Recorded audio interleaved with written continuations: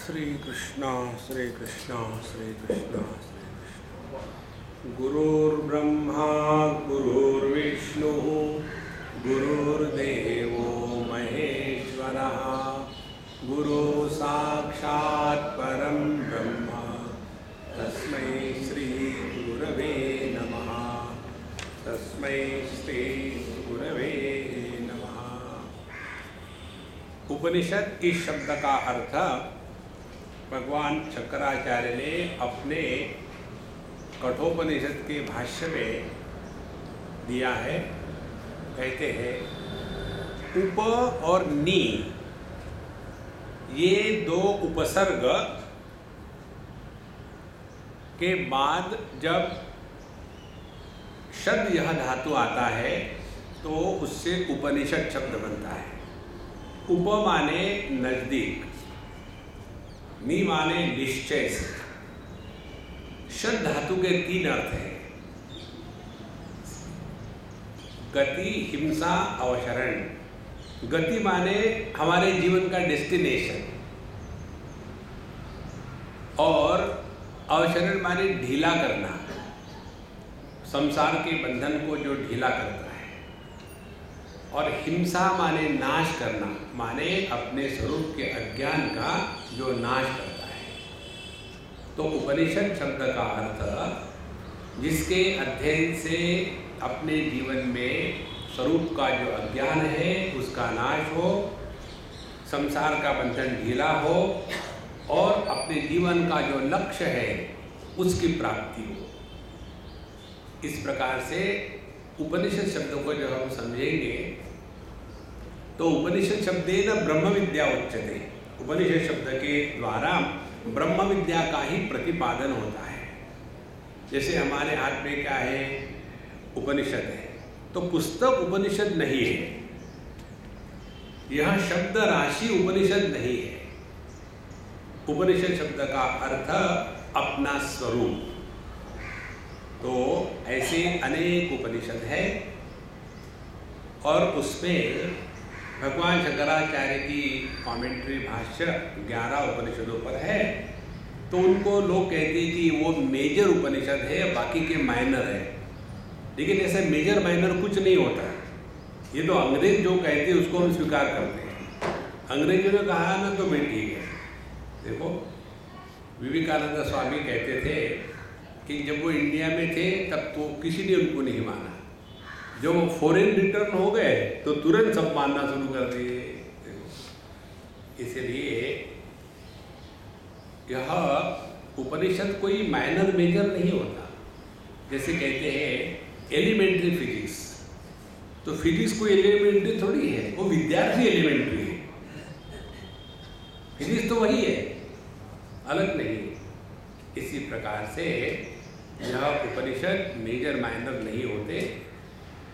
तो इस समय हम अवधूतोपनिषद पर चिंतन करेंगे। चिंतन करने में दोनों का सहयोग आवश्यक है और इसीलिए पहले हम भगवान से प्रार्थना करते हैं। ओम सहनाववतु सहनौ भुनक्तु सह वीर्यं करवावहै तेजस्विनावधीतमस्तु मा विद्विषावहै। ओम शांति शांति शांति। यह इसका शांति पाठ है। तो पहली बात, ओम हमने भगवान को पुकारा है, क्योंकि जिससे बात करनी है उसको एड्रेस तो करना ही पड़ेगा ना। डायरेक्टली बिना एड्रेस के शुरू थोड़ी करते हैं कोई। जैसे हम फ़ोन करते हैं तो फ़ोन करने के बाद पहले जिसका उच्चारण कहते हैं उसको ओम कहते हैं, अल्लो। अब वो कई लोगों को अल्लो अल्लो करने की इतनी आदत होती है कि उसमें अल्लो ज़्यादा है, बाकी की बात कम है। तो ये जो हेलो हेलो है, यह ओम माने हम जिससे बात कर रहे हैं उससे संपर्क प्रस्थापित हो गया कि नहीं, कि हम फ़ोन से बोले जा रहे हैं, उधर कोई है ही नहीं। हम वैसा करते हैं। कई बार जब लोग हमको खामोखाम की बातें शुरू कर देते हैं तो फ़ोन, यदि हम मुंबई में हो तो रिसीव करते हैं, क्योंकि इनकमिंग फ्री, तो हम वहाँ रख देते हैं और ये अपने बातें करे जा रहे हैं। बीच में अच्छा और फिर शुरू होगा तो ओम के द्वारा हम पहले भगवान से संबंध प्रस्थापित करते, फिर चाहे आप सगुण साकार के भगत हो, चाहे सगुण निराकार के हो या निर्गुण निराकार के हो। ओम पहली बात सहनावतु, सहनावतु माने सहनौ अवतु, हमारी दोनों की रक्षा करें। रक्षा किससे करें? विद्यार्थियों की रक्षा गुरु से करें और गुरु की रक्षा विद्यार्थियों से करें। दोनों एक दूसरे के कारण परेशान है। देखो गुरु कैसे परेशान है, ठूस ठूस के खिला खिला करके उसके मध्य प्रदेश का सत्यानाश कर देना। और शिष्य किस लिए परेशान है? 24 घंटे ब्रह्म ब्रह्म, दूसरा कुछ है ही नहीं दुनिया में। देखो तो सहनावतु, हमारे सबके जीवन में 3 शत्रु है संतो, उनसे अपने रक्षा होनी है। पहला शत्रु है आलस्य, दूसरा है निद्रा, तीसरा है प्रमाद। पूरे जीवन में आलस में ही चला गया। आज करे सो कल कर, कल करे सो परसों, परसों भी क्या करना बाबा, जीना है अब बरसों। ये जो आलस है, इसके द्वारा व्यक्ति प्रोक्रेस्टिनेशन में इतना नष्ट हो जाता है। इस सिद्धांत को करके देखो, जैसे बैंक वाले होते हैं ना, ऑफिस पे से घर जाने के पहले उनका टेबल अकाउंट के पेपर क्लियर होने चाहिए। उसी प्रकार से आज का दिन हमारा जितना जीना है 100% पूरा हो, कल के लिए कुछ भी ना बचे, तब हम जीवन जी रहे हैं। जैसे इतना इकट्ठा हो जाता है, फिर क्या करें, बहुत काम हो गया, टाइम नहीं है, टाइम नहीं है, टाइम बहुत है। देखो विवेकानंद जब जीते थे तो उनके समय में क्या एक दिन के 40 घंटे होते थे? क्या एक हफ्ते के 15 दिन होते थे? क्या एक महीने के 1200 दिन होते थे? वही टाइम स्केल है। फिर वो कैसा कर सके इतना काम, हम क्यों नहीं कर सकते? क्योंकि प्रोक्रेस्टिनेशन, आलस्य। फिर निद्रा, अब इसके बारे में क्या बताओ, आप एक्सपर्ट हो।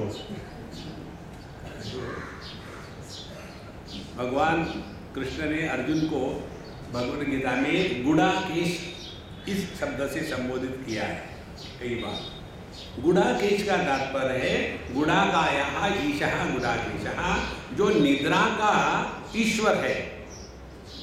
माने अपनी ही बात हो रही है क्या? हम भी निद्रा के ईश्वर है, जब चाहे सो सकते हैं, उसको निद्रा के ईश्वर नहीं कहते, जब चाहे उठ सकते हैं। अच्छा, माने 50% तो है।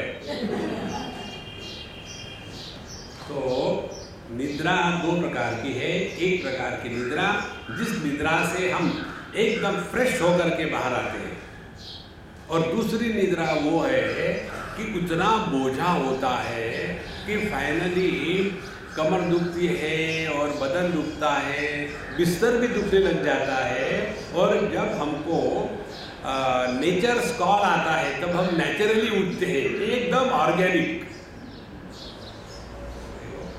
निद्रा। तीसरा है आलस निद्रा, प्रमाद। प्रमाद माने उसी गलती को 50 बार रिपीट करना। यदि हम अपने गलतियों से नहीं सीखे तो भगवान भी हमको कुछ नहीं सिखा सकता। आपको यदि जवान रहना है जीवन में ना, तो ब्यूटी पार्लर जाने की जरूरत नहीं। जवान रहने का एक तरीका है कि हमें नित्य निरंतर सीखने की प्रक्रिया जारी रखनी है। कुछ भी सीखो। स्वामी जी बुढ़ापे में अब हम हो गए 75 साल के, क्या सीखे? चाइनीज सीखो। उससे क्या होगा, अगले जन्म में चाइना में पैदा होगी तो प्रॉब्लम नहीं होगा। कुछ ना कुछ सीखते रहो। सीखने से मुझे एक बात याद आई। एक सिंधी सज्जन हमको मिले, बोले स्वामी जी पिछले बार आपसे मैंने सीखा और मैंने उसको अपने जीवन में उतारने का प्रयत्न किया। क्या प्रयत्न किया? मैंने संस्कृत सीखना शुरू कर दिया। बहुत बढ़िया बात है। बोले पूछो क्यों? मैं बोला पूछो क्यों संस्कृत शुरू कर दिया? बोले हमने सुना है कि जब स्वर्ग में जाता है आदमी मरने के बाद तो वहाँ संस्कृत बोलते हैं, इसीलिए संस्कृत आना जरूरी है।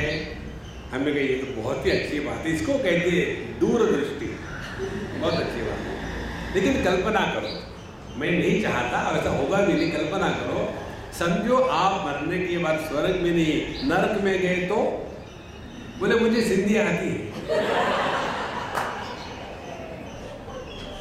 देखो,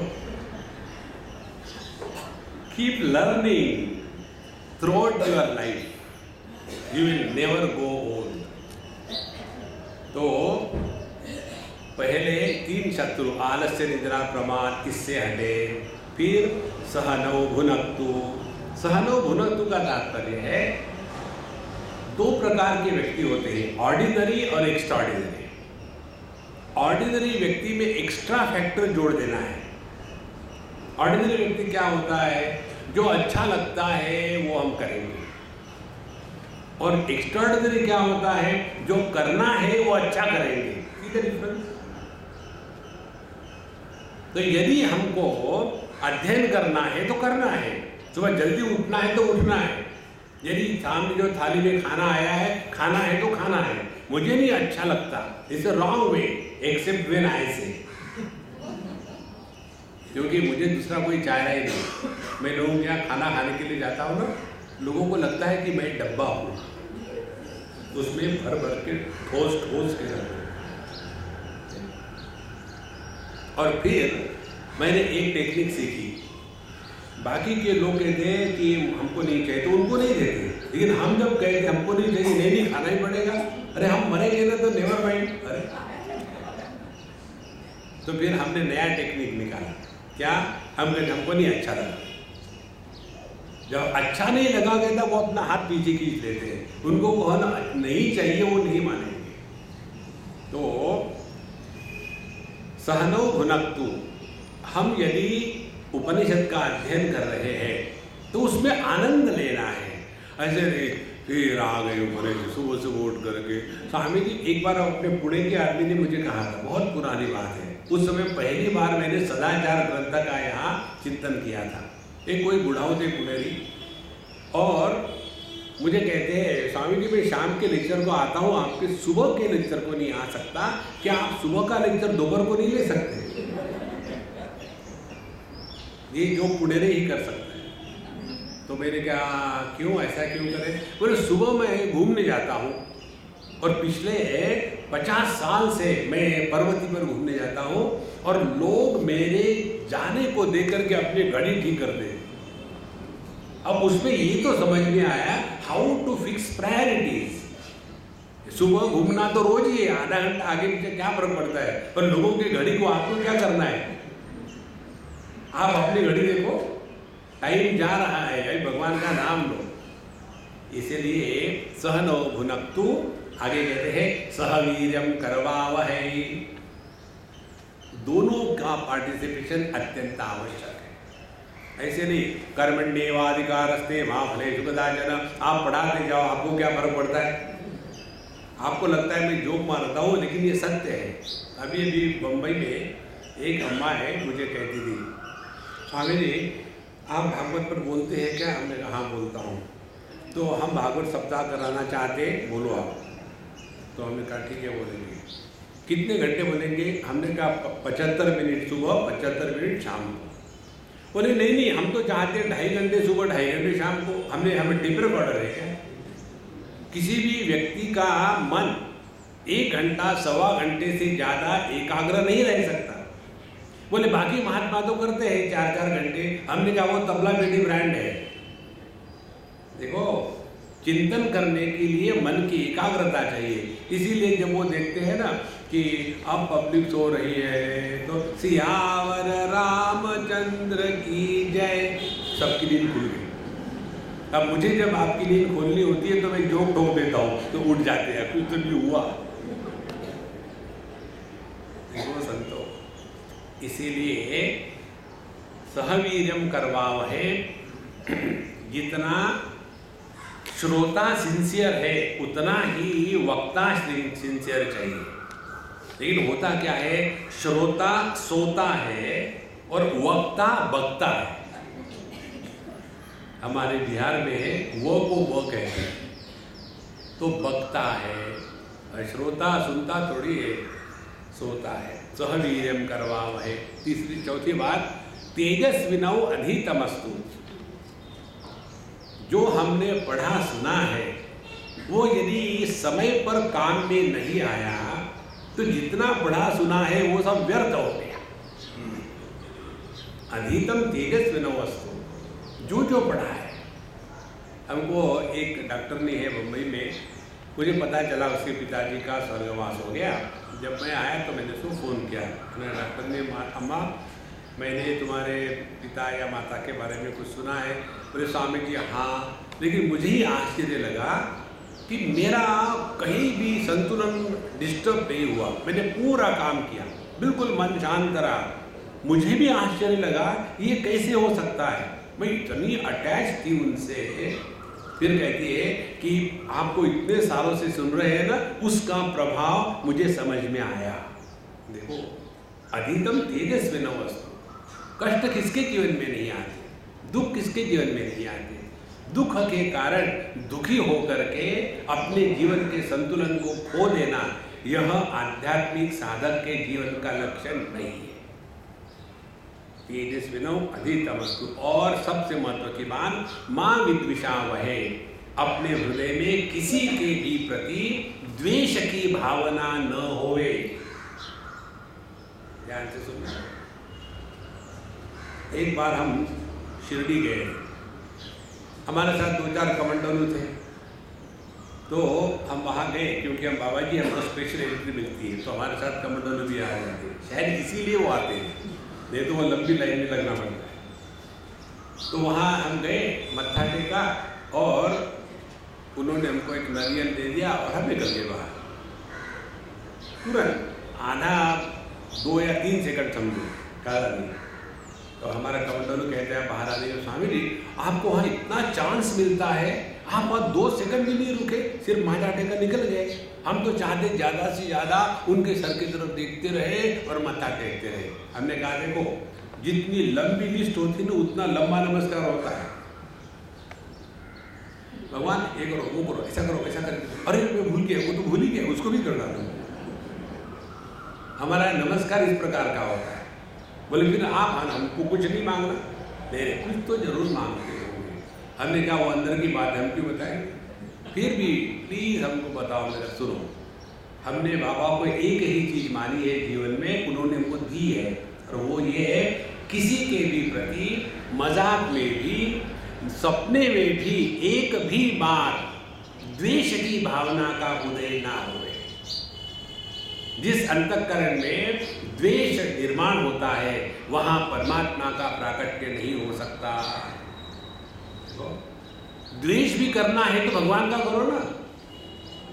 जैसे कंस ने किया था, रावण ने किया था। जिसका हम द्वेष करते हैं उसका हृदय में अवतरण होता है। देखो, एक हमारे मित्र हमको कहते स्वामी जी आप हमारे यहाँ खाने के लिए आना। हमने कहा ठीक है।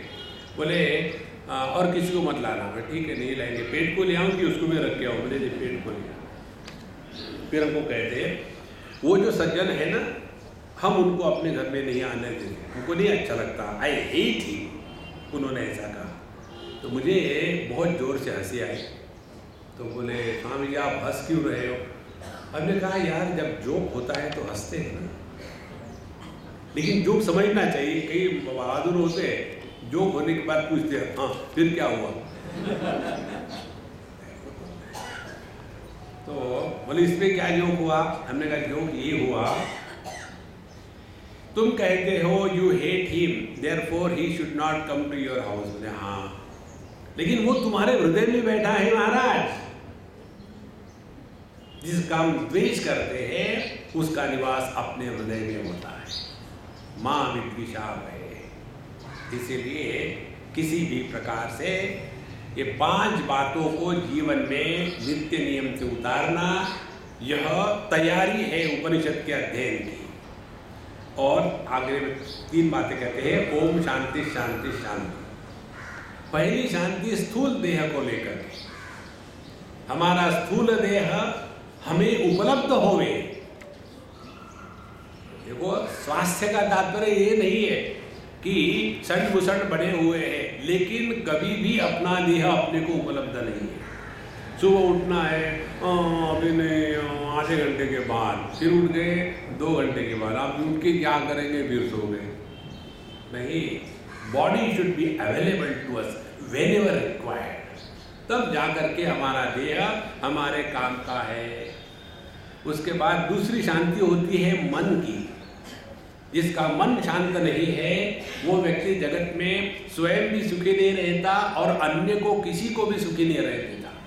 अशांतस्य कुतः सुखम, जो अशांत है वो कभी सुखी नहीं है, और जो स्वयं सुखी नहीं है, he who is not at peace with himself, he is at war with the whole world। इसीलिए दूसरी शांति मन की शांति, और तीसरी शांति होती है अपने कारण देह की।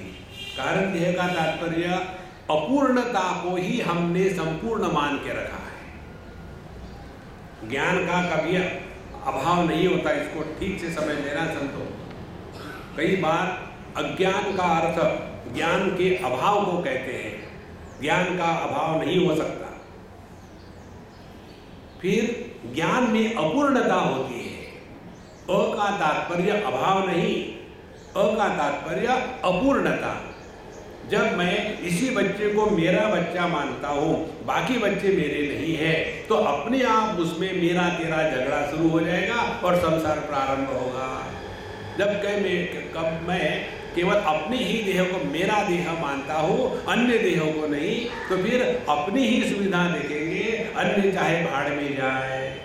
यही तो सब अज्ञान है। इसीलिए ये 3 प्रकार की शांतियाँ हमारे 3 देह को एकदम हेल्दी रखने के लिए कही गई है। इसके पश्चात अब हम इस उपनिषद में प्रवेश करते हैं। अतः संस्कृति भगवन्तं अवधूतं दत्तात्रेयं परिसमेत्य पप्रच्छ भगवन् कोऽवधूतः तस्य का स्थितिः किं लक्ष्म किं संसरणमिति तदम्होवाच भगवो दत्तात्रेयः परमकारुणिकः अक्षरत्वात् वरेण्यत्वात् भूतसंसारबन्धनान् तत्त्वमस्यादिलक्ष्यत्वात् अवधूत इतीर्यते। अतः सांकृति भगवन्तं अवधूतं दत्तात्रेयं परिसमेत्य पप्रच्छ। अथ का तात्पर्य है, देखो 2 शब्द कहते हैं, अथ और ओम। ये मांगलिक शब्द है। मांगलिक माने इसका उच्चार करने से हम मंगलता से किसी कार्य को प्रारंभ करें। इसीलिए ओम नमो भगवते वासुदेवाय, ओम भूर्भुवस्सुः, ओम नमः शिवाय, ओम नमो नारायणाय। तो ओम और अथ। अथ का तात्पर्य है, अथ माने उसके बाद, अथ माने इस प्रकार से, अथ माने अब। उसके बाद माने किसके बाद? जिसने अपने जीवन के सभी कर्मों से अपने आप को उपरत कर लिया है। अब दुनिया में कुछ करना वरना बाकी नहीं रहा। जब तक के कुछ करना बाकी है, तब तक के हमारा मन कभी भी शांत नहीं रह सकता। देखो, हम जब ध्यान का अभ्यास करते हैं ना, तो उसमें एक बात बताते हैं कि ध्यान के बाद क्या करना है इसका संकल्प मत लेना। ध्यान के लिए बैठे मिस्टर नोबडी, और ध्यान के बाद उठने के बाद क्या करना है इसका संकल्प मत लेना। लेकिन नॉर्मली हम यही प्लानिंग करते हैं, ऐसा करते हैं, आधे घंटे ध्यान करेंगे, फिर स्वामी जी आ रहे हैं, फिर उनके लिए उपमा बनाना है। तो पूरे मेडिटेशन में प्याज कट रहा है उपमा बनाने का, क्योंकि मेडिटेशन के बाद क्या करना है वही दिमाग आपका जाएगा। देखो, इसलिए अथ माने जो कर्म से निवृत्त हो गया है। कर्म से निवृत्त होने का तात्पर्य क्या है? जो हमको करना है वो हमने कर लिया है। Now there are no regrets of omissions, कि ये नहीं किया भगवान, मैंने ऐसा क्यों नहीं किया, कुछ नहीं। मन एकदम शांत है, ना उद्धव का लेना ना माधव का देना। एकदम मन शांत है। अतः उसके बाद जाकर के हमारे मन में थोड़ी शांति आएगी। फिर दूसरे अशांति का कारण हमारा मन हमारे नियंत्रण में नहीं है, हमारा मन इधर से उधर भटकते रहता है। तो उस मन को एकाग्र करने के लिए उपासना का विधान है। देखो, उपासना बहुत लोग करते हैं, विशेष करके दत्त संप्रदाय के लोग जो है वो उपासना करते हैं, लेकिन उनकी उपासना में एकाग्रता के स्थान पर एकदम निर्मलता निर्माण हो जाती है। They become weaklings. छोटी छोटी चीजों के लिए डर डर के जिएंगे। अरे अपने हृदय में भगवान दत्तात्रेय है, डरने की काहे की बात है? आत्मविश्वास यदि जागृत नहीं हुआ तो हम भगवान की उपासना कर रहे हैं, ये अपने आप को धोखा देना है।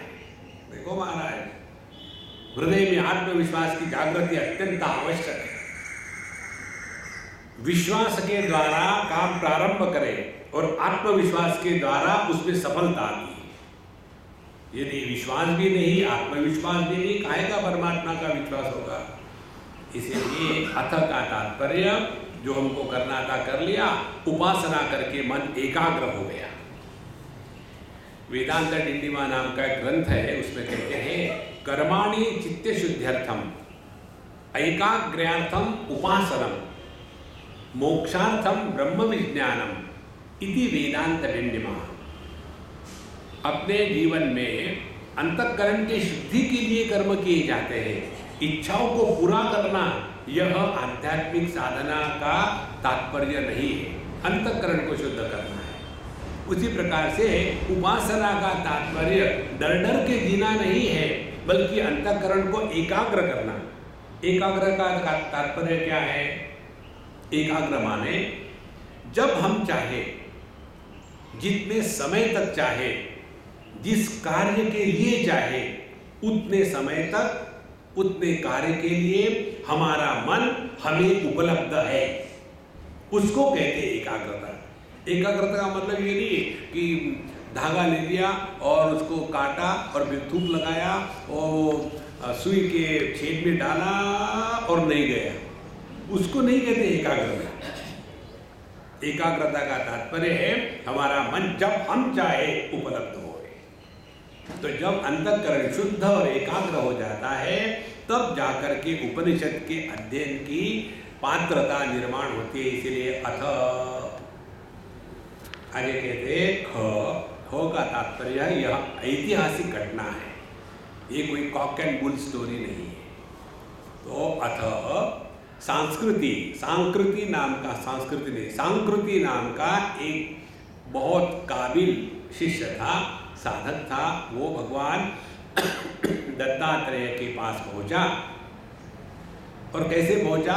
भगवंतम दत्तात्रेय को, जिससे हम सीखते हैं, उसके प्रति यदि हमारे मन में आदर की भावना न हो तो हम कुछ भी नहीं सीख सकते। ये फंडामेंटल रूल है अध्ययन का।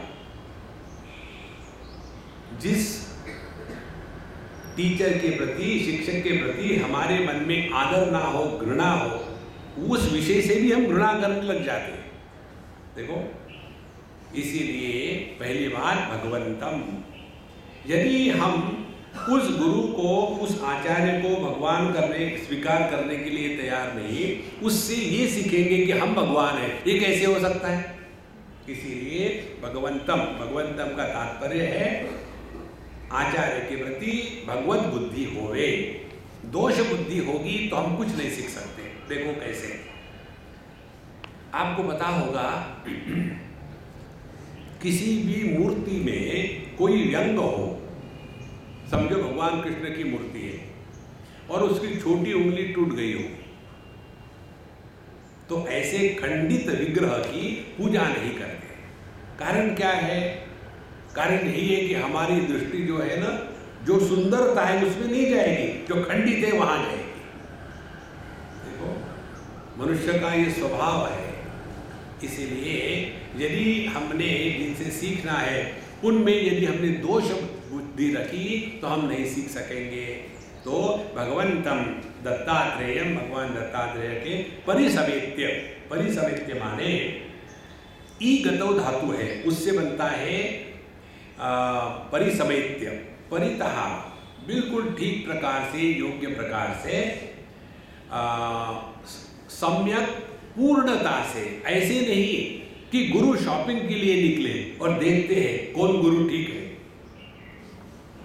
देखो संतो, सम्यक माने पूर्ण प्रकार से। अब हमारे मन में कोई संदेह नहीं।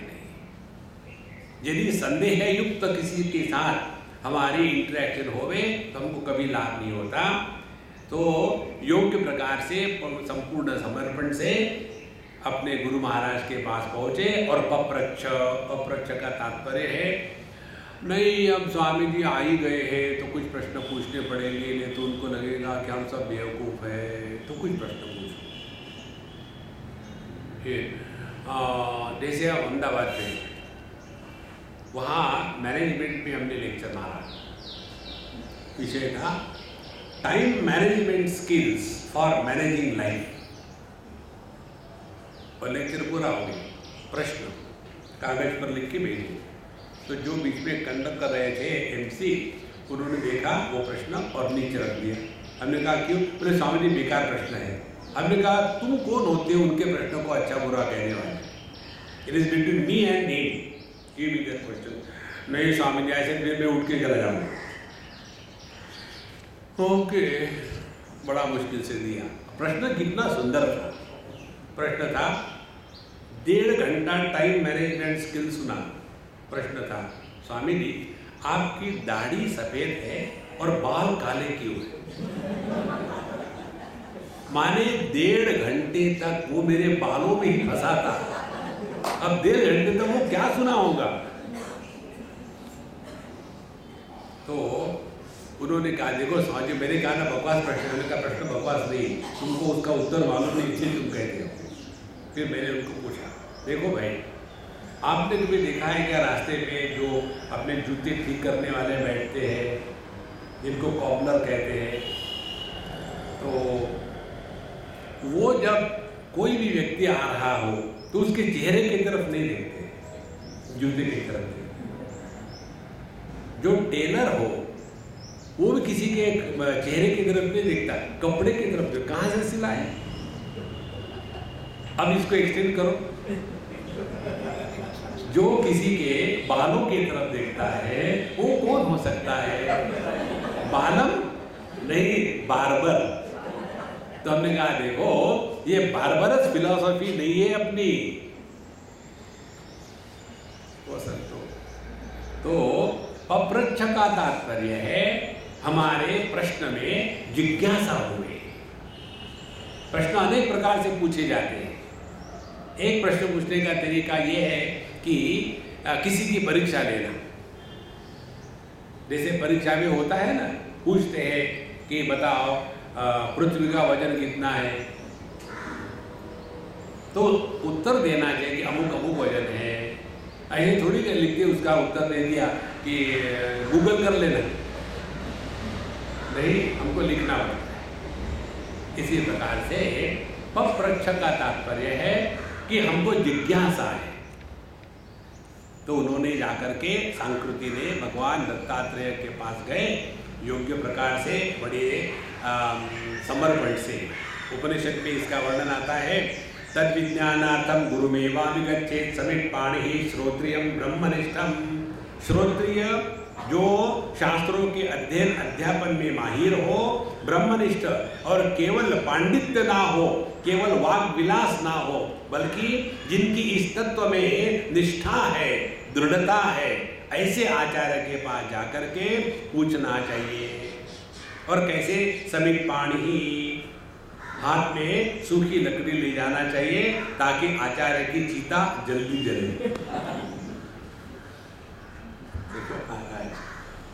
सूखी लकड़ी का तात्पर्य है अब हम एकदम संपूर्ण वैराग्य युक्त है। पहले दिनों में ये महात्मा लोग सामने अग्निकुंड रख करके उसमें हमेशा अग्नि जलाते थे, क्योंकि कोई भी आया अतिथि तो फिर उनको चाय पानी खिलाना, बिठाना, सत्संग होना, तो अग्नि हमेशा प्रज्वलित रहती थी।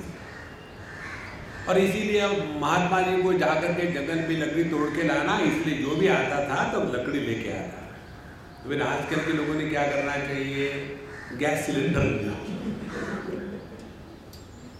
देखो, समित पानी का तात्पर्य है, सूखी लकड़ी का तात्पर्य है संपूर्ण वैराग्य युक्त होकर के पहुंचना है। देखो, थोड़ी भी आग लगी तो फट से पकड़नी चाहिए। गीली लकड़ी हो तो पहले धुआं निकलेगा। गीली लकड़ी माने आसक्ति युक्त अंतःकरण। कहीं भी कुछ भी बताया, स्वामी आपके लिए तो ठीक है, लेकिन हम गृहस्थ है, मैरिड है, हमारे लिए कंसेशन चाहिए। कंसेशन क्या? बिना अध्ययन के आपको ज्ञान होना चाहिए। देखो, ये गवर्नमेंट की जॉब में ठीक है, ऑन द कॉन्ट्री गवर्नमेंट जॉब में जो सब कार्य के लिए नालायक है वही गवर्नमेंट जॉब के लिए ठीक है। जैसे मिनिस्टर है वैसे गवर्नमेंट सर्वेंट है, वहाँ रिस्पॉन्सिबिलिटी थोड़ी होती है, ये तो देश का भाग्य है। तो परिसमेत्य पप्रच्छ, वहाँ जाकर के प्रश्न पूछा उन्होंने जिज्ञासा से युक्त होकर के। क्या पूछा? भगवान को अवधूतः, हे भगवान ये बताइए अवधूत कौन होता है, किसको अवधूत कहते हैं, और कहाँ स्थिति ही, और उसकी जो स्थिति है आगे जाके देखेंगे, उस स्थिति का वर्णन हमको करिए। किम लक्ष्म, और उनके लक्षण क्या होते हैं, और चौथी किम संसरणमिति, और उनका इस जगत में चलना डोलना फिरना घूमना किस प्रकार से जगत में घूमते रहते हैं। ध्यान से सुनना, आप सभी के सभी ज्ञानी हो, भगवद गीता का अध्ययन कर चुके हो। भगवद गीता की द्वितीय अध्याय में अर्जुन का यही प्रश्न था। अर्जुन प्रश्न पूछता है, स्थितप्रज्ञस्य का भाषा समाधिस्तस्य केशव, स्थितधि किम प्रभाषेत किमासीत व्रजेत किम। क्या है? अवधूतो अवधूतः तस्य का स्थिति ही का लक्ष्य किम लक्ष्म किम संसरणमिति। 4 प्रश्न, वो कि वही प्रश्न। देखो, इन सब चीजों से एक बात हमको समझनी है, ध्यान करते नहीं, ध्यान देते हैं। देखो, मेडिटेशन कोई उपमा है क्या? कैसे मेडिटेशन करते हैं? हाँ, हम जागृत अवस्था करते थोड़ी है, हम जागृत अवस्था में होते हैं, यदि है तो, तब उसके बाद कर्म करते हैं। हम स्वप्न करते थोड़ी है, हम स्वप्न में होते हैं और फिर तीर चलाते हैं। इसी प्रकार से हम निद्रा में होते हैं फिर खर्राटे मारते हैं। कोई व्यक्ति जागृत अवस्था में खर्राटे मारता है? एक अम्मा थी, हमेशा सामने बैठती थी और बाकायदा बिना किसी हिचक के संपूर्ण समर्पण अगले के कंधे पर रख करके खर्राटे मारती थी। उसको कहा हमने, अम्मा तुम खर्राटे जरा धीरे मारा करो, लोगों को डिस्टर्ब होता है। स्वामी जी मैं सोती नहीं, सोती नहीं। मैं कहाँ सोती हो? खर्राटे मारती हूँ। खर्राटे व्यक्ति केवल निद्रा में ही मारता है। इसी प्रकार से जब जागृत में होते हैं, स्वप्न में होते हैं, सुषुप्ति में होते हैं और जो कुछ करते हैं उसकी क्वालिटी भिन्न होती है। जागृत जगत में, जागृत अनुभूति में कर्म करने की जो प्रक्रिया है, क्वालिटी है, वो भिन्न होती है। सपने में जो हम कर्म करते हैं उसकी क्वालिटी भिन्न होती है और सुषुप्ति में जो हम खर्राटे मारते हैं उसकी क्वालिटी भिन्न होती है। ध्यान से सुनना।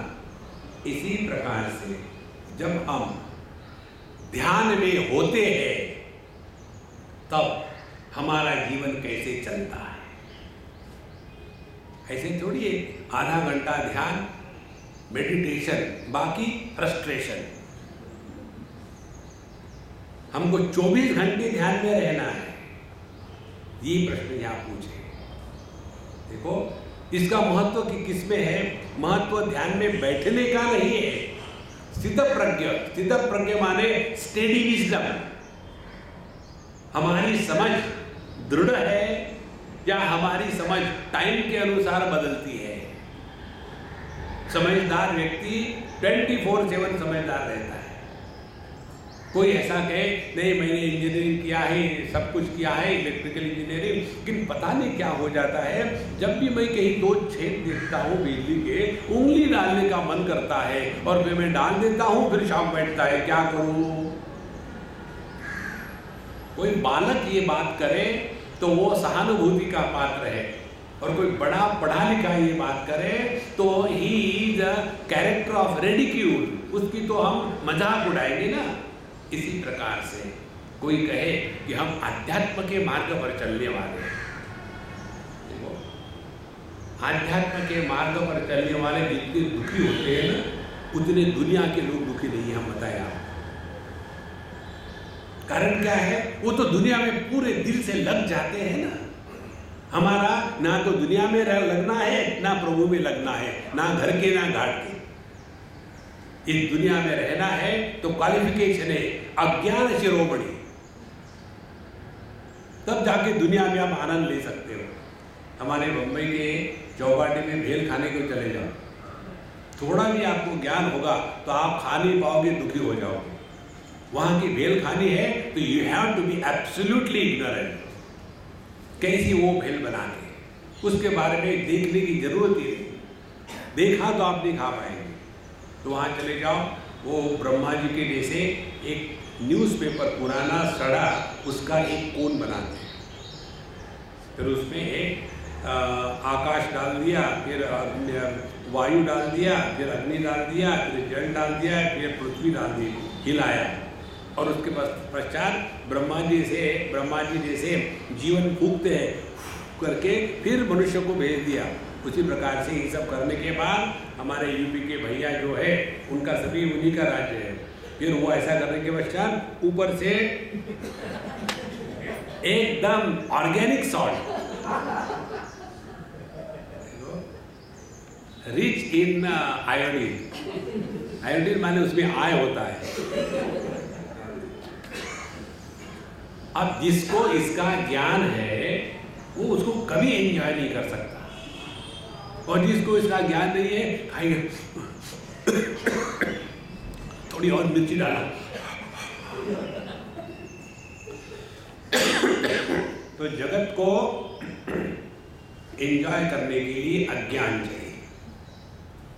ना तो हम अपने को अज्ञानी स्वीकार करते हैं, ज्ञानी तो है ही नहीं।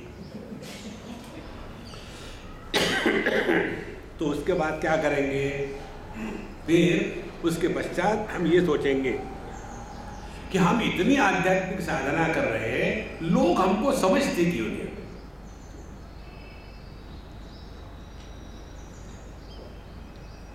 ये पानी है,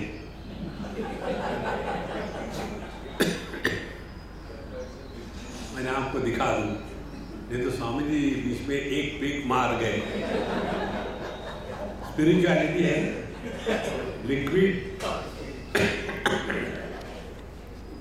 तो कहते हैं ये 4 बातें जीवन में हमारा विजडम समझ स्थिर चाहिए,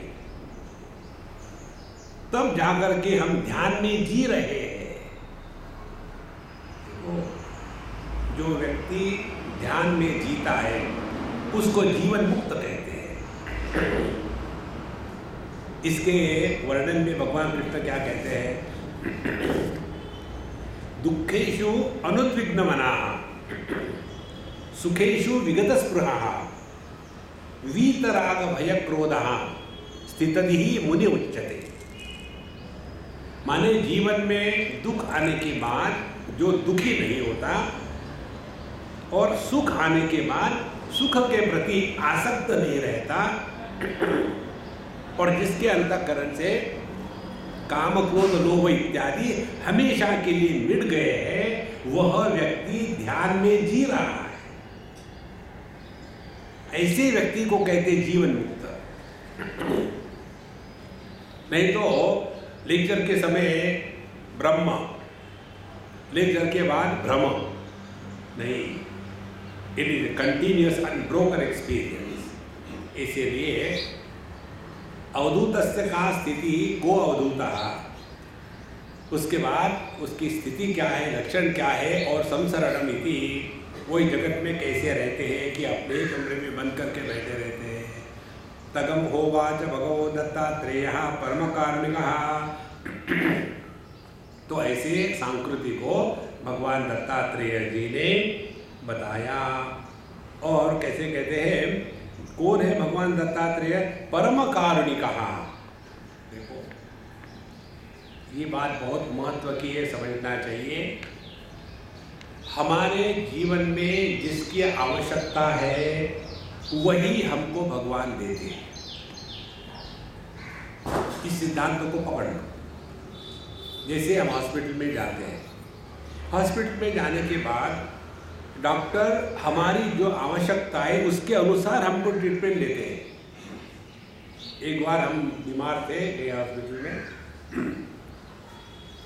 हमारे बगल वाला जो था पेशेंट, उसको तो बढ़िया बढ़िया खाना देते थे और हमको बार्ली वाटर और पतली पतली खिचड़ी। हमको ऐसा है गुस्सा आया, 3-4 दिन खाया। हमने कहा देखो मैं बाबा जी हूँ ना, इसलिए मुझे घटिया दे रहे हो। वो नहीं बाबा जी, दूध तो अच्छा दे रहे हैं, बढ़िया बढ़िया खाना आ रहा है, कचौड़ी दही वड़ा जो जो आहा। रोज मैं देख करके ही आंखों से तृप्ति का अनुभव कर रहा था, लेकिन तृप्ति नहीं होती। और वो आदमी उसको खा खा के तंग आ गया। उसने एक दिन कहा मैं नहीं खाऊंगा। हमने कहा देखो अन्नम ब्रह्मेति वेदानान, अन्न का तिरस्कार नहीं करना चाहिए। तुमने तो मैं खा जाता हूँ, खाना तो मुझे ही था। मैंने खाया। सब हमारे जितने रीडिंग थे अपसेट हो गए, सीरियस हो गए। डॉक्टर लोग आए, नर्स को डांटा, किसने दिया इनको खाने के लिए? हाँ हूँ। मैं देखा बेचारी नर्स पर पड़ने वाली है। हमने कहा डॉक्टर साहब मैंने स्वयं खाया है। ये समझती क्यों नहीं आप? स्वामी जी बने इतना नहीं समझते इनको। ये जो तुम्हारे बगल वाले पेशेंट है, इनकी केवल टांग टूटी है, उनको कुछ नहीं हुआ, इसीलिए वो दुनिया को खा सकते हैं। और तुम्हारा मध्य प्रदेश में आग लगी है, तुम यदि पानी भी पियो तो निकल आता है, इसीलिए तुमको दवाई दे रहे हैं और तुम ये खा गए। तो हमको तो लगा कि वो हमारे दुश्मन है, लेकिन हमारे लिए जो आवश्यक है वही उन्होंने किया था ना। इसी प्रकार से हर एक व्यक्ति के उद्धार के लिए जो जो आवश्यकता है वही परमात्मा हमको देता है। इसको ठीक से समझ लो। अपने जीवन को सुख दुखों को लेकर के अन्य के साथ कंपैरिजन करना छोड़ दो। जैसे एक पत्थर है, उस पत्थर से यदि सुंदर मूर्ति निकालनी हो तो उसको मेरा बेटा प्यारा बेटा करने से नहीं होता। वहाँ छिन्नी और हथौड़ी चलती है, और जब छिन्नी हथौड़ी चलती है तब दुख होता है। पता नहीं भगवान बाकी पत्थर देखो कैसे लकी है, आए मान लकी हो। लेकिन जब उसमें से मूर्ति निकलती है, उसकी प्रतिष्ठा होती है, हजारों लोग आकर के जब मत्था टेकते हैं तब लगता है हाँ बाकी के तो वही पड़े हैं और मेरे सामने दुनिया झुक रही है। महाराज जब तक के हम तपते नहीं तब तक के अपना जो आत्मबल है वो जागृत नहीं होता। और इस दुनिया में किसकी जीवन में कष्ट नहीं है? आज के रामदास स्वामी कहते हैं ना, जगी सर्व सुखी असा कोना आए। किसके जीवन में नहीं कष्ट? बिजली का खंबा, उसके जीवन में भी कष्ट है। ये सुबह सुबह उठ करके माताएं अपने कुत्ते को ले जाती है ना नाइटी में, led by dog not by God. और वो कुत्ता भी कहीं जाके थोड़ी करेगा, वो देखेगा कि मेरा खंबा आया कि नहीं। जब उसका खंबा आ जाता है तो खंबा कहता अरे राम फिर आ गया। और वो कुत्ता भी वहां जाके सीधा थोड़ी करेगा, पहले आत्म प्रदक्षिणा करेगा और उसके बाद पूर्णमदः पूर्णमिदं पूर्णात् पूर्णमुदच्यते। इस जीवन में किसके जीवन में कष्ट नहीं है महाराज? हर एक के जीवन में दुख है, और इस दुख के द्वारा ही हम अंतर्मुखी होकर के कुछ और अपने जीवन की जो राह है, दिशा है, उसको बदल सकते हैं। इसीलिए ये स्पष्ट समझना है। तगम होवाच भगवो दत्तात्रेयः परम कारुणिकः। परमात्मा साधु संतों के रूप में प्रकट होते हैं। देखो, भगवान को तो अपना नाम रूप नहीं है, और हम लोग बिना नाम रूप के कुछ समझ नहीं सकते। तो भगवान स्वयं निश्चय करते हैं कि इस साधक के लिए यह रूप और यह नाम योग्य होगा, और ऐसे साधु संतों के प्रति हमारे अंतःकरण में भगवान स्वयं होकर के श्रद्धा प्रकट कराते हैं महाराज। देखो, कल हमने आपको बताया था ना, पहले ही मंत्र कल के अवधूत गीता का, ईश्वरानुग्रह एवं पुंसाम अद्वैत वासना। हमारे कर्म के फल के रूप में आध्यात्म में प्रगति और रुचि नहीं होती, ये तो ईश्वर का अनुग्रह है, तब होता है। ये तो देखेंगे आप, कितने जगह में सत्संग चल रहा है, लेकिन इंटरेस्ट नहीं है तो कोई नहीं आएगा, और जिनको इंटरेस्ट होता है वो कैसा भी टाइम निकाल करके पहुंच ही जाते हैं, और फिर बाकी का काम होगा। तो यह जो अपने हृदय में आध्यात्म के प्रति रुचि है, यह भगवान की परम कृपा है, और ऐसे परम कृपा का प्राकट्य साधु संतों के रूप में होता है। और इसीलिए परम कारुणिकः दत्तात्रेयः तदम होवाच। भगवान की करुणा हमारे जीवन में साधु संतों के आगमन से होती है। उन्होंने उवाच, उन्होंने कहा, क्या कहा? अब यहाँ अवधूत शब्द की परिभाषा बताते हैं। इसमें 4 लेटर्स आते हैं, अवधूत। जैसे होता है ना PMT, उसी प्रकार से अवधूत। क्या है अवधूत?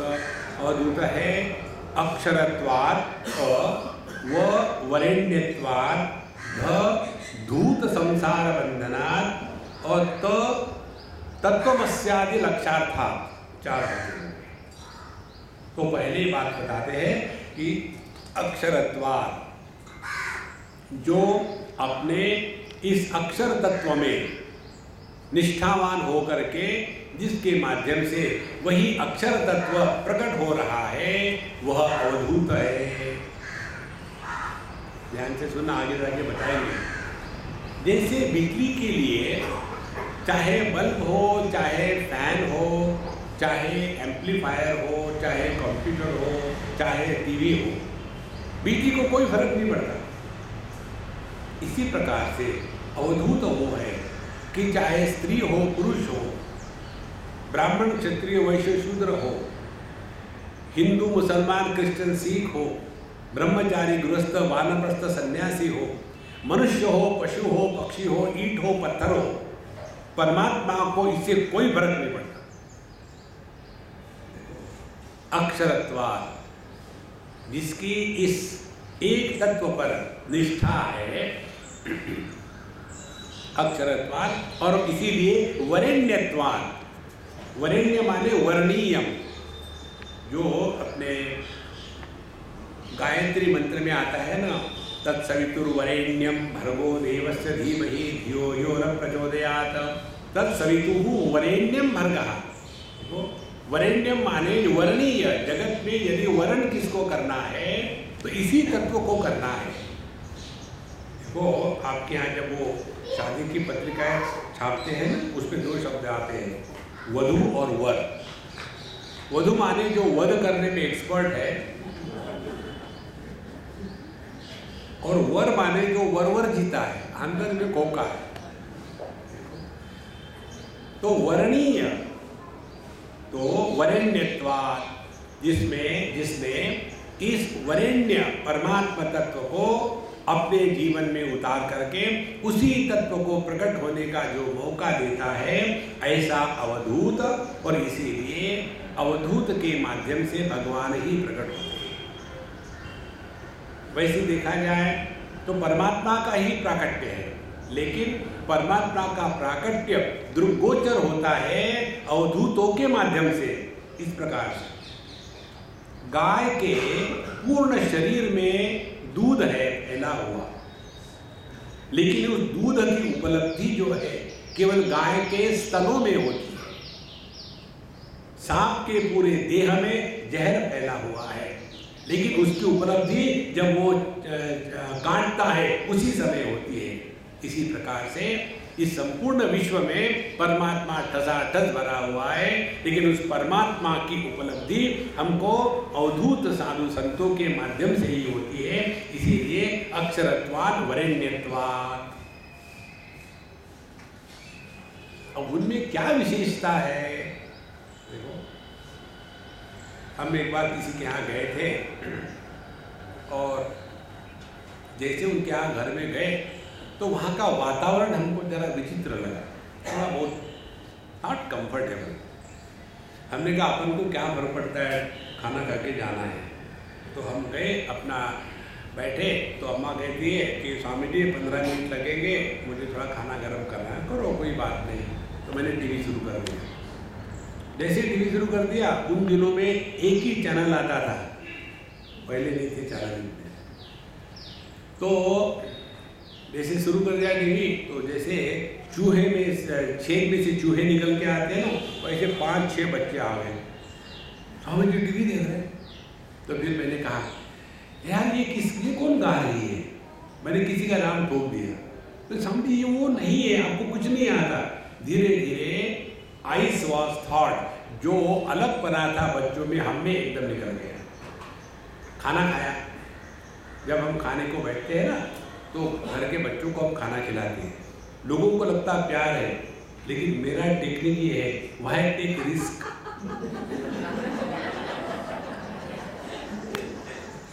प्यार व्यार मैं क्या जान रहे। तो मैंने सबको खाना खिलाया, फिर उसी झूठे हाथ से, उसी थाली से मैंने खाया। ये जो वैष्णव लोग होते हैं ना, उनका ये बहुत चलता है, माया हाथ रहना झूठा परेशान, अपने को कोई परेशान नहीं। तो सब कुछ हो गया, खाना खा लिया।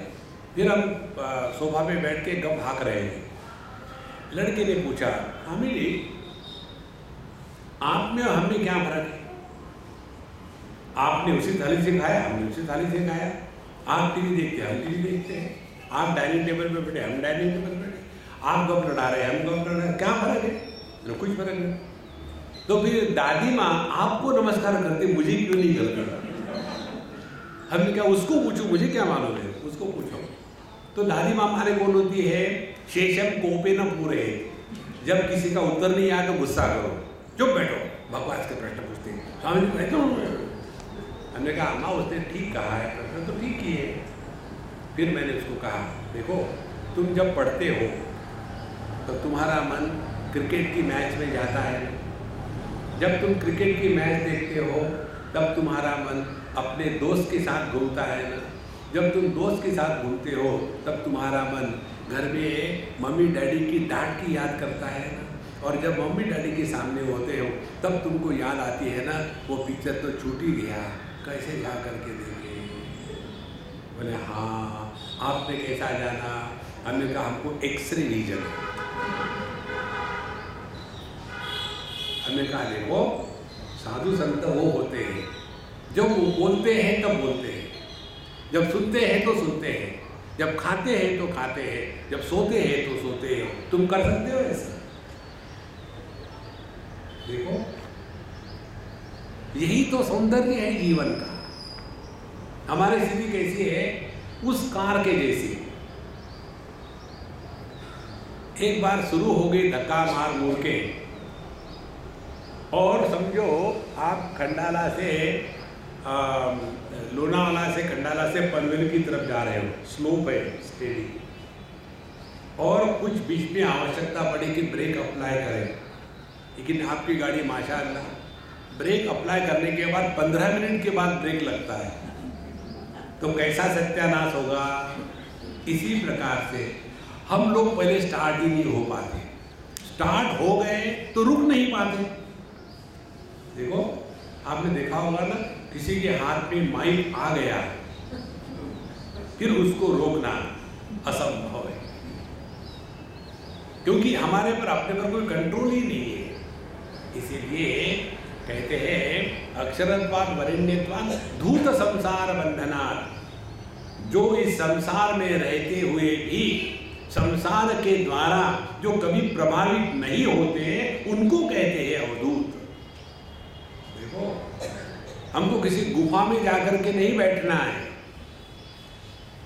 लेकिन हमको सुना है हमने कि बड़े बड़े महात्मा गुफा में जाकर के साधना करते हैं। तो क्या करें, तुम जिस कमरे में रहते हो ना, उस कमरे के बाहर एक बोर्ड लगा दो, गुफा, पढ़ो ब्रह्म घोष। लोग नहीं करते क्या अपने आप बहुत बड़ा मकान बनाएंगे, महल, और नाम रख देंगे पर्णकुटी। काहे की पर्णकुटी? वहाँ खाने के लिए पान नहीं, नाम पर्णकुटी। इसीलिए दूत संसार बंधनात्, हमको देश का, परिस्थिति का त्याग करके साधना नहीं करनी। हमारे उद्धार के लिए जिस परिस्थिति की आवश्यकता है वही प्रभु ने हमको दी है महाराज। देखो, कौन से पेड़ को कहाँ उगना है ये हमने निश्चय किया है? ये तो प्रभु की लीला चल रही है। लेकिन हमको ऐसे लगता है कि the grass on the other side of the fence is very green. देखो, कई पत्नियों के यही कंप्लेन है, लोगों के पति देखो कितने अच्छे होते हैं। पतियों को भी अच्छा लगता है कि लोगों की पत्नियां देखो कितनी अच्छी होती है। अपनी देखो, वो जब अच्छी लगने लगे ना, तब समझ लेना आप साधना कर रहे हैं। देखो संतो, अन्य के चक्कर में भटकना यह आध्यात्मिक जीवन नहीं है। अन्य स्थान की अपेक्षा करना यह आध्यात्मिक जीवन नहीं है। भगवान शंकराचार्य कहते हैं ना, गुरुते गंगा सागर गमनम व्रत परिपालनम अथवा दानम ज्ञान विहीन सर्वमतेन भजति न मुक्तिम जन्मशतेन। कहीं भटक करके कुछ नहीं होता महाराज, अपनी समझ को हमको ठीक करना है। अक्षरत्वात् वरेण्यत्वात् धूत संसार बंधनात्, ये संसार के बंधन को काटना माने संसार में आने वाली परिस्थितियों के द्वारा प्रभावित नहीं होना। आप देखते होंगे ना, ये अपने एनआरआई जो आते हैं दूसरे देश के, विशेष करके अमेरिकन एनआरआई, वो जरा एक्स्ट्रा ब्रांड है।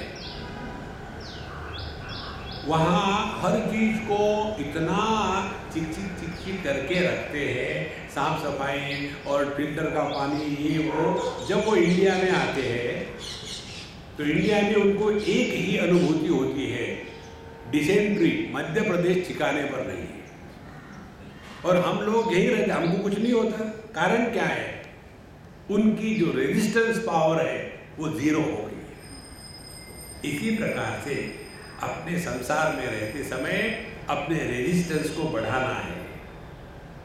भागने के द्वारा रेजिस्टेंस नहीं बढ़ता। और रेजिस्टेंस कैसे बढ़ता है? You take little doses of antigens, your antibody titer will increase and then you will be capable. हमारी स्थिति ये है लखनऊ के नवाब के जैसे। एक बार एक लखनऊ का नवाब हाथी के ऊपर में वो पालकी में बैठ के जा रहा था, और उस हाथी का पैर एक पालक के पत्ते पर पड़ा और उनको सर्दी हो गई। कितने नाजुक।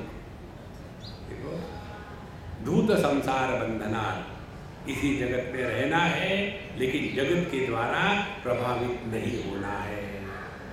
तो ऐसे जो है ये तीन बातें होने के पश्चात अब चौथी सबसे महत्व की बात, तत्वमस्यादि लक्ष्यत्वात्।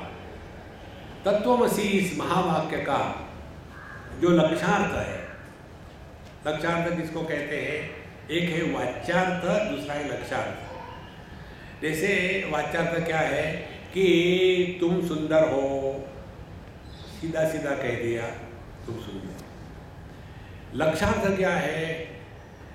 तुम जरा ज्यादा ही सुंदर हो, माने सुंदर नहीं हो।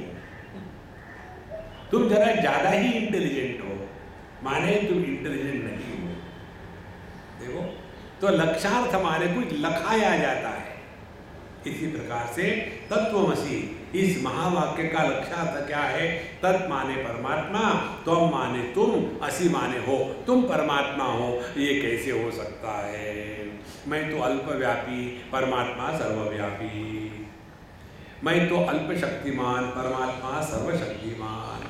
मैं तो अल्पज्ञ, परमात्मा सर्वज्ञ। ये कैसे हो सकता है? तो ऊपर ऊपर से देखें तो इसमें एकत्व संभव नहीं है।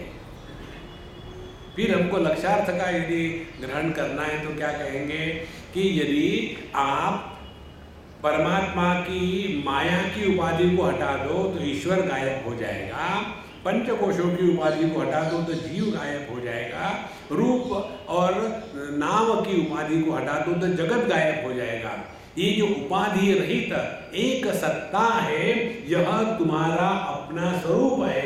ये है तत्त्वमसि महावाक्य का लक्ष्यार्थ। तत्त्वमस्यादि लक्ष्यार्थात् अवधूत इति रीयते। तो जो इस प्रकार से अक्षरत्वात्, वरेण्यत्वात्, तत्त्वमस्य लक्ष्यार्थात् और धूत संसार बंधनात्, इन चारों जिसके माध्यम से प्रकट हो रहे हैं उसको कहते हैं अवधूत। अब बाकी का पहले तो उसका को अवधूतः इस प्रश्न का उत्तर दिया। अब तस्य का स्थिति ही दूसरा प्रश्न था। जैसे अर्जुन का प्रश्न था स्थितम प्रज्ञ से का भाषा समाधिस्तस्य, तो समाधिस्तस्य स्थितम प्रज्ञ से का भाषा? What is the definition of a man of steady wisdom abiding in meditation? इस प्रश्न का उत्तर भगवान ने दिया था प्रजहाति यदा कामान सर्वान् पार्थ मनोगतान् आत्मन्येवात्मना तुष्टः स्थितः प्रज्ञस्तदोच्यते। जब व्यक्ति अपने अंतःकरण से सभी की सभी कामनाओं को हमेशा के लिए मिटा देता है, लेकिन सोता नहीं, बल्कि आत्मन्येवात्मना तुष्टः, अपने आप में तुष्ट है, प्रसन्न है, परिपूर्ण है, फुलफिल्ड है, कृतकृत्य है, ऐसा जो है वह उसको कहते हैं स्थित प्रज्ञ पुरुष। वही परिभाषा यहाँ दी है। तो अवधूत की परिभाषा देने के बाद दूसरा प्रश्न था तस्य का स्थिति ही, उसकी स्थिति के क्या है? वहाँ कहते हैं स्थित प्रज्ञ से क्या भाषा समाधिस्थिति किम प्रभाषित किमासीत, उसकी आसन की बैठक क्या है? यहाँ वही प्रश्न है तस्य का स्थिति ही, तो उसकी स्थिति बताते यो विलंघ्याश्रमान् वर्णान् आत्मन्नेव सदा स्थितः अतिवर्णाश्रमी योगी अवधूत स कथ्यते। ध्यान से सुनना, यहाँ विलंघ्य, विलंघ्य माने पार करके चले जाना, ट्रांसेंडिंग, गोइंग बियॉन्ड। जो विलंघ्य किसको पार करके चले जाता है? आश्रम और वर्ण।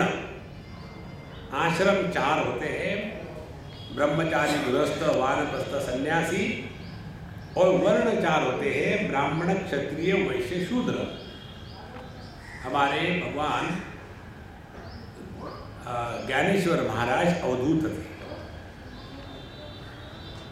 क्योंकि वो ना तो ब्राह्मण थे, ना क्षत्रिय, ना वैश्य, ना शूद्र। भले वो ब्राह्मण की संतान हो, लेकिन उन्होंने अपने आप को कभी भी इस परिच्छिन्नता में नहीं रखा। इसीलिए एक भैंस के मुख से वो वेद के मंत्र उच्चारण करा सके। तो जो इन चीजों में फंसा नहीं है, अब हम देखिए अपना जीवन कितना संकुचित हो गया है। ब्राह्मण, क्षत्रिय, वैश्य, शूद्र, ब्रह्मचारी, गृहस्थ, वानप्रस्थ, सन्यासी। अच्छा, यदि आप कुछ बने हो तो आप पर सब नियम लागू हो गए। जैसे आप गाड़ी में बैठे हो, गाड़ी कोई अन्य चला रहा है, आप सिर्फ बैठे हो, तो गाड़ी में बैठने वाले पर ट्रैफिक रूल्स लागू नहीं होते, गाड़ी चलाने वाले पर ही ट्रैफिक रूल्स लागू होते हैं। यदि आप ब्राह्मण बने हो तो फिर उसके कर्तव्य आप पर लगे हुए हैं। यदि आप क्षत्रिय बने हो तो आप पर वो कर्तव्य लगे हुए हैं। यदि आप वैश्य बने हो, कृषि, गोरक्ष, वाणिज्य, यदि शूद्र बने हुए हो तो सबकी सेवा। यदि आप इन सब के परे चले गए तो आप पर कोई कर्तव्य नहीं, और जब तक के कर्तव्य से छुटकारा नहीं होता तब तक के यह संसार बना रहता है। इसीलिए धूत संसार बंधना, जिनके संसार बंधन धूत चुके हैं क्योंकि उन्होंने ये वर्णाश्रम जो है उसके परे चले गए हैं। देखो, इसको ठीक से समझ लेना। भगवद गीता के 4th अध्याय में भगवान श्री कृष्ण कहते हैं, चातुर्वर्ण्यम मया सृष्टम गुणकर्म विभागशः तस्य कर्तारमपि मां विद्धि अकर्तारम अव्ययम्। यह जो 4 वर्ण है, ब्राह्मण क्षत्रिय वैश्य शूद्र, ये मैंने बनाए हैं और फिर भी मैं उनका कर्ता नहीं हूँ। अब इसको ठीक से समझ लेना। अपने शास्त्रीय पद्धति के अनुसार साइंस में यदि किसी वस्तु का अध्ययन करना हो तो एक मेथोडिकल अप्रोच होता है। जैसे we want to study animal kingdom, तो एनिमल किंगडम को कैसा पढ़ाई करते हैं हम लोग? First of all we divide, classify, not divide, classify, vertebrates, non vertebrates, उसके पश्चात वर्टेब्रेट्स में, फिर वर्टेब्रेट्स में कहते हैं कोई मैमल्स है, कोई एवियंस है, कोई रेप्टाइल्स है, एम्फीबियंस है, अलग से कर लेंगे, और फिर मैमल्स में भी फिर और भाग होंगे। इसी प्रकार से मनुष्य भी 4 प्रकार से क्लासीफाई किए जाते हैं। जब किसी को मैमल कहा, किसी को रेप्टाइल कहा, किसी को एम्फीबियन कहा, किसी को एवियन कहा, तो क्या उनमें हमने एक दूसरे के प्रति द्वेष निर्माण करने के लिए कहा है? देखो, इसी प्रकार से यह जो 4 वर्ण शास्त्रों में बताए हैं, ब्राह्मण क्षत्रिय वैश्य शूद्र, इसका तात्पर्य है जो ज्ञान प्रधान है उसको ब्राह्मण कहते हैं, जो निस्वार्थ सेवा प्रधान, निस्वार्थ लीडरशिप प्रधान है, कर्म प्रधान है, उसको क्षत्रिय कहते हैं, जो स्वार्थ कर्म प्रधान है उसको वैश्य कहते हैं, और जो केवल सेवा प्रधान है उसको शूद्र कहते हैं। जो गवर्नमेंट सर्वेंट शूद्र है, क्योंकि सेवा ही उनका धर्म है। देखो, इसीलिए यदि हम अपने जीवन में देखें, ब्राह्मणस्य मुखमासी बाहुराजन्य कृतः उरु तदस्य वैश्यः पद्भ्याम शूद्रो अजायत, तो हमारे देह में भी यह ब्राह्मण क्षत्रिय वैश्य शूद्र, तो हम ऐसा कहेंगे क्या कि देखो पहले को कभी भी खाने का चांस नहीं मिलता, हमेशा मुंह ही खाना खाता है, सबके लिए कंसेशन होना चाहिए। तो फिर क्या करो, अगले बार थाली में जाके खड़े हो विठ्ठल भगवान के लिए, और अपने सर को जमीन पर रगड़ के चलना शुरू करो। यह जो द्वेष की भावना जो निर्माण करी है ना, ये सबसे महापाप है महाराज। किसी भी समाज को ठीक चलाने के लिए योग्य व्यक्ति को योग्य कर्म पर लगाओ तो अपने आप समाज का उद्धार होता है। लेकिन उसके समाज के उद्धार की तो बात छोड़ो, केवल अपना लट्टू सीधा करना है, और इसीलिए सब हो रहा है। इसलिए कहते हैं विलंघ्य आश्रमान वर्णान। इसलिए हमारे ज्ञानेश्वर महाराज के जो वारकरी संप्रदाय है उसमें एक दूसरे को नमस्कार करते हैं। फिर ब्राह्मण हो तो भी शूद्र को नमस्कार करेगा, स्त्री हो, जवान हो, बूढ़ा हो, सब एक दूसरे को नमस्कार करते हैं, क्योंकि वहाँ सभी आश्रम वर्ण इनके हमको परे जाना है। लेकिन वहाँ भी आप देखेंगे, वहाँ भी ये झंडा शुरू है। देखो, वारकरी वर्सेस रामदासी, तुम धड़ाका सुनो। तो ये भगवान की लीला है, ऐसा स्वीकार करेंगे ना तभी शांति से बैठ पाएंगे। ये जगत को देख करके विक्षेपित होना शुरू करे तो अपना मन कभी भी शांत नहीं हो सकता। इसीलिए यो विलंघ्य आश्रमान वर्णान, अब इन सब से जब निकल गया, अब ध्यान से सुनना, हम आश्रम और वर्ण का महात्म्य कब रखते हैं? हम आश्रम और वर्ण का महात्म्य रखते हैं जब देहात्म भाव से जीते हैं तब।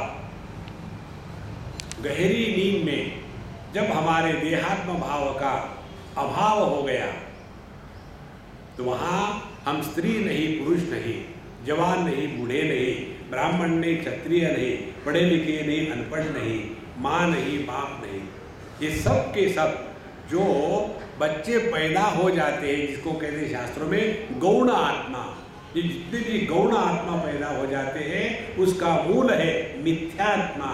देह को हमने मैं मान के रखा है। तो जब तक के इस देहात्म भाव से निवृत्ति नहीं होगी तब तक के हम आश्रम और वर्ण इसी में फंसे रहेंगे।